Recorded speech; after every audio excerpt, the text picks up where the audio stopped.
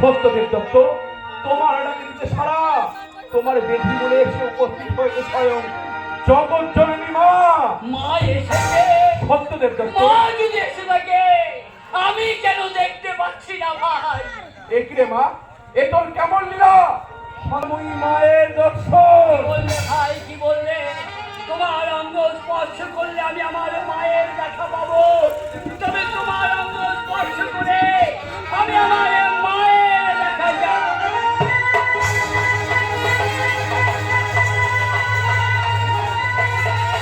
মাগো, তুই এসেছিস রে মা, তুই এসেছিস রে মা, তুই এসেছিস।